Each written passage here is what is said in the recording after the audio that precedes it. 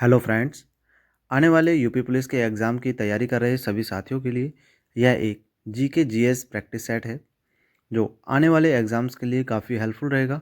ये previous year exam के questions हैं जो सेलेक्ट किए गए हैं। शुरुआत करते हैं पहले क्वेश्चन के साथ। माई पैसेज फ्रॉम इंडिया किसके द्वारा लिखी गई एक किताब है। इस तरह के क्वेश्चन अक्सर पूछे जाते हैं। तो दिए गए ऑप्शन में पहले में है Mulk Raj, option number B Edward, option number C Vidyadhar, option number D Ismail Merchant. तो ऑप्शन नंबर डी ही इसका सही जवाब होगा, इस्माइल मर्चेंट। क्वेश्चन नंबर 2 की तरफ चलते हैं। विश्व पर्यावरण दिवस किस दिन मनाया जाता है। तो इसी तरह से आपको क्वेश्चंस पर्यावरण से जो दिवस होते हैं दिवस से भी आपको अक्सर 2 क्वेश्चंस की मिलने की संभावनाएं होती हैं मैक्सिमम। तो ऑप्शन नंबर सी इसका सही जवाब होगा 5 जून। 5 जून को विश्व पर्यावरण दिवस मनाया जाता है। अब एक बार जानकारी के लिए देख लेते हैं कि 22 अप्रैल को कौन सा दिवस मनाया जाता है। तो 22 अप्रैल को पृथ्वी दिवस मनाया जाता है। इसके अलावा 8 मई को वर्ल्ड रेड क्रॉस डे मनाया जाता है। इसके अलावा बात करते हैं 21 जून की, तो 21 जून को योगा दिवस मनाया जाता है। अब नेक्स्ट क्वेश्चन की तरफ चलते हैं। जेट इंजन का आविष्कार किसने किया था। 4 ऑप्शन दिए गए। आविष्कार से भी क्वेश्चन अक्सर बनते हैं, तो आविष्कार को भी आप जो सिंपल आविष्कार हैं उन्हें तो कम से कम याद कर ही लें। तो ऑप्शन नंबर बी इसका सही जवाब होगा, सर फ्रैंक विटलर। तो ये ऑप्शन नंबर बी सही जवाब हुआ, सर फ्रैंक। सन 1907 में इन्होंने जेट इंजन का आविष्कार किया था। प्रश्न नंबर 4 की ओर चलते हैं। निम्नलिखित में से कौन सी सामाजिक मीडिया नेटवर्क सार्वजनिक रूप से सूचीबद्ध कंपनी नहीं है। 4 ऑप्शन दिए गए हैं। ट्विटर, फेसबुक हम सभी जानते हैं कि ये सोशल मीडिया है। इसके अलावा वीबो और क्वेरा के बारे में भी आपको थोड़ी जानकारी होगी। क्वेरा हम जानते हैं कि एक सोशल मीडिया नहीं है, जबकि वीबो के बारे में ज़्यादा हम नहीं जानते, लेकिन आपकी जानकारी के लिए बता दें ये एक सोशल मीडिया है जो यूएसए की है। क्वेरा एक क्वेश्चंस का जवाब पूछने का एक प्लेटफॉर्म है, एक मंच है। तो क्वेरा इसका सही जवाब होगा, ऑप्शन नंबर डी। ये एक सोशल मीडिया नहीं है क्वेरा। नेक्स्ट क्वेश्चन की तरफ चलते हैं। प्रश्न नंबर 5 है हमारा, किस भारतीय राज्य में सर्वाधिक क्षेत्र में वन स्थित हैं। तो सर्वाधिक वन क्षेत्र ऑप्शन नंबर ए में है Kerala, option number B Maharashtra, option number C Uttar Pradesh, option number C D Madhya Pradesh. जी हाँ साथियों, क्षेत्रफल के अनुसार सर्वाधिक वन क्षेत्र वाला राज्य मध्य प्रदेश है। इसके अलावा दूसरे स्थान पर अगर बात करें तो अरुणाचल प्रदेश है, जबकि जो महाराष्ट्र है वह 5वें स्थान पर आता है। नेक्स्ट क्वेश्चन है हमारा 6। फिनलैंड की शासकीय मुद्रा क्या है, करेंसी क्या है। तो 4 ऑप्शन दिए गए हैं, डॉलर, पाउंड, रियाल, यूरो। तो फिनलैंड की जो करेंसी है वह यूरो है। इसके अलावा अगर हम डॉलर की बात करें, डॉलर जो है वह यूएसए, कनाडा, जिम्बाब्वे, ऑस्ट्रेलिया जैसे जो देश हैं वहाँ पर है। रियाल की अगर बात करें तो रियाल में जितने भी अरबी देश आते हैं, जैसे कतर, यमन, सऊदी अरब, ओमान, ईरान, यहाँ पर रियाल करेंसी का शासकीय मुद्रा है। इसके अलावा बात करते हैं अगर पौंड की, जो पौंड है यानी कि ब्रिटेन की मुद्रा है। ब्रिटेन के अलावा ये आयरलैंड, सूडान और सीरिया में भी इस उपयोग में लाई जाती है इसी नाम से। विश्वास है कि अब तक के जितने भी क्वेश्चंस आपने अभी तक देखे हैं सभी क्वेश्चंस को आसानी से सॉल्व किया होगा और काफ़ी हेल्प मिल रही होगी कि किस तरह के क्वेश्चंस मैक्सिमम बनते हैं एग्जाम में, जिससे कि एक बेस क्लियर होता है। प्रश्न नंबर 7 देखते हैं।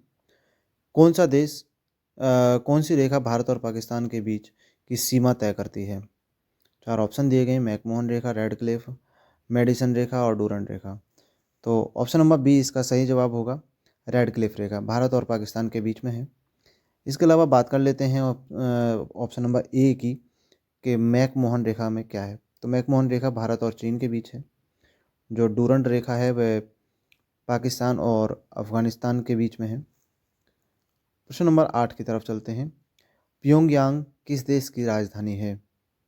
तो प्योंगयांग है जो वह ऑप्शन दिए गए हैं, मालदीव, मंगोलिया, मलेशिया, उत्तर कोरिया। ऑप्शन नंबर डी इसका सही जवाब होगा, उत्तर कोरिया। उत्तर कोरिया की राजधानी है प्योंगयांग। तो इस तरह के क्वेश्चंस काफ़ी हेल्पफुल होते हैं।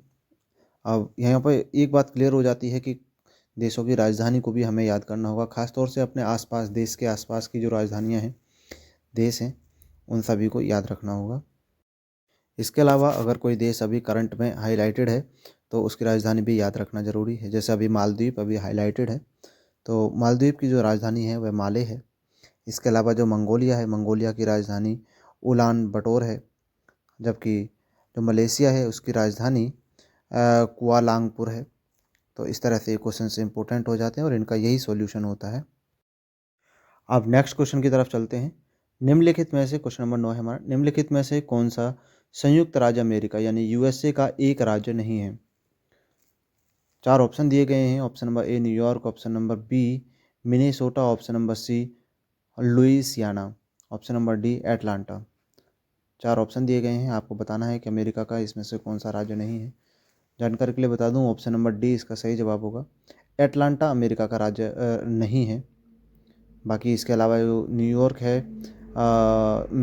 मिनेसोटा है और लुइसियाना है, ये सभी अमेरिका यूएसए के एक राज्य के तौर पर हैं।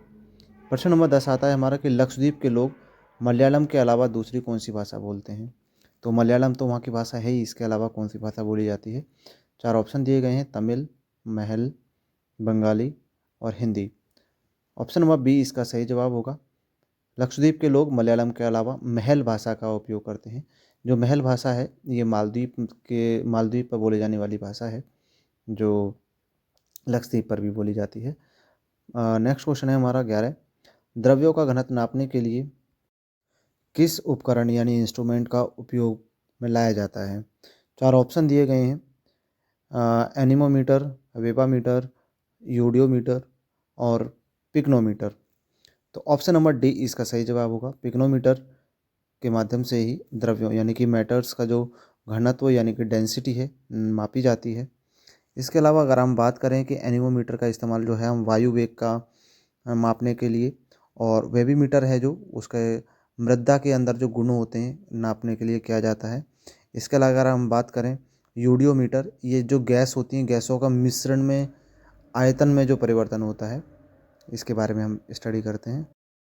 साथियों, मैं आशा करता हूँ कि आपने जितने भी क्वेश्चंस अभी तक देखे हैं वह काफ़ी एंजॉय किए होंगे, काफ़ी अच्छी तरह से सॉल्व भी किए होंगे। साथ ही आप हमारे यूट्यूब चैनल को सब्सक्राइब कर लीजिए ऐसे ही क्वेश्चंस के लिए।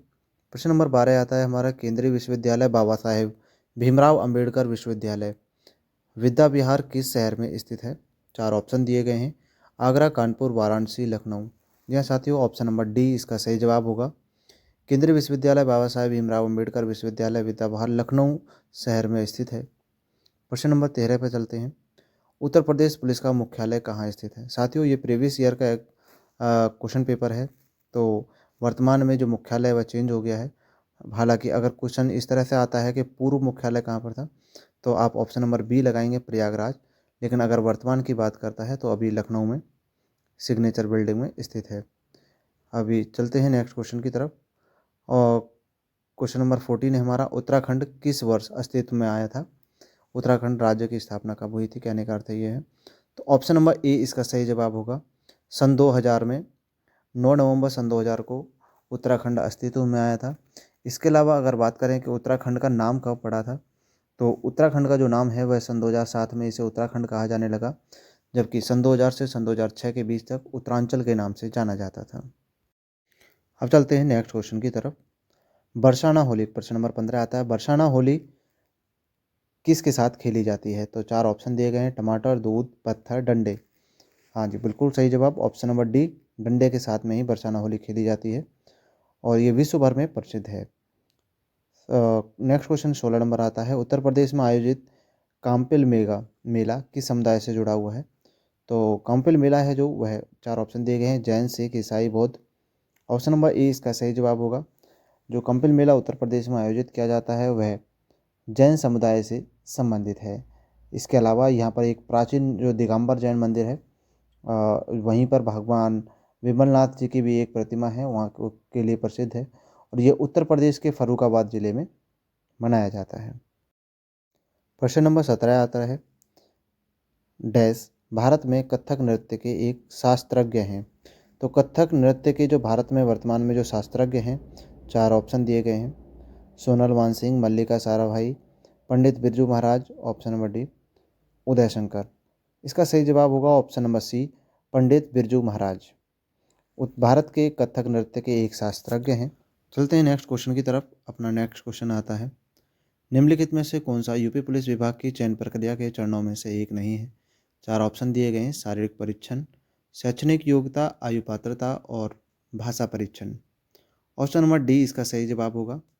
भाषा परीक्षण का यूपी पुलिस विभाग की चयन प्रक्रिया में इस्तेमाल नहीं किया जाता है। प्रश्न नंबर 19 आता है, एक पौराणिक कथा के अनुसार किस देवता ने दशाश्वमेध घाट पर दिए जाने वाले दशाश्वमेध यज्ञ के दौरान 10 घोड़ों की बलि दी थी। इस तरह के क्वेश्चंस पे पूछ लिए जाते हैं। 4 ऑप्शन हैं, भगवान विष्णु, भगवान ब्रह्मा, भगवान शिव, देवी काली। ऑप्शन नंबर बी इसका सही जवाब होगा। भगवान ब्रह्मा द्वारा ऐसा माना जाता है कि यहाँ पर दशाश्वमेध घाट पर इस तरह के एक यज्ञ किया गया था। तो ऑप्शन नंबर बी इसका सही जवाब होगा। नेक्स्ट क्वेश्चन आता है हमारा, भारत में बहादुरी का सर्वोच्च पुरस्कार निम्नलिखित में से कौन सा है। 4 ऑप्शन दिए गए हैं, अशोक चक्र, परमवीर चक्र, कीर्ति चक्र और वीर चक्र। जी हाँ, ऑप्शन नंबर बी इसका सही जवाब होगा। परमवीर चक्र सन 1947 से ये परमवीर चक्र की शुरुआत की गई थी। तो इस तरह के क्वेश्चंस बनते हैं। तो जितने भी साथी यूपी पुलिस की तैयारी कर रहे हैं उनके लिए ये काफ़ी अच्छा अपडेट है। नेक्स्ट क्वेश्चन की तरफ चलते हैं। शिवाजी के छोटे बेटे का नाम बताएं जो तीसरे छत्रपति थे। तो 4 ऑप्शन दिए गए हैं, राजा राम, संभाजी, शाहू, बाजीराव। इसका ऑप्शन नंबर ए इसका सही जवाब होगा, राजा राम। राजा राम शिवाजी के सबसे छोटे बेटे थे। और बात करें सबसे बड़े बेटे की तो संभाजी सबसे बड़े बेटे थे जो सबसे पहले छत्रपति बने। प्रश्न नंबर 22 आता है कि डैश उड़ीसा ने एक प्रारंभिक प्राचीन लोक नृत्य है। तो 4 ऑप्शन दिए गए हैं, उड़ीसा के एक लोक नृत्य के बारे में पूछा गया है। तो ऑप्शन नंबर ए में दिया गया है पुलिकली, दूसरे में राउत नाच, तीसरे में डालू कुनीता और ऑप्शन नंबर डी है घुमूरा। तो ऑप्शन नंबर डी इसका सही जवाब होगा, घुमूरा। उड़ीसा में एक प्रारंभिक लोक नृत्य घुमूरा है। नेक्स्ट क्वेश्चन आता है हमारा 23।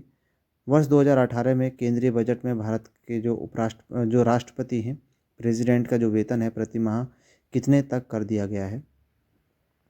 तो सन 2018 के एक बजट आया था, उस बजट के तहत राष्ट्रपति का जो वेतन है, ऑप्शन नंबर डी इसका सही जवाब होगा, 5 लाख कर दिया गया है। आपको कमेंट सेशन में लिखकर बताना होगा कि आपने इस पूरी वीडियो में क्वेश्चन 23 क्वेश्चंस में से कितने क्वेश्चंस को सॉल्व किया है। साथ ही ये क्वेश्चंस कितने आपके लिए हेल्पफुल रहे, ताकि आपको एक बेस क्लियर हो चुका है यहाँ पर कि आपको किस फील्ड से कितने क्वेश्चंस पूछने की संभावना रहती है और कहाँ से क्वेश्चन बनने की भी संभावना होती है। मिलते हैं अगली वीडियो में नए अपडेट के साथ। तब तक के लिए जय हिंद साथियों। साथ ही आप हमारे यूट्यूब चैनल को सब्सक्राइब करते हुए चलिए, वीडियो को शेयर कर दिया करें और साथ ही वीडियो को लाइक कर दें।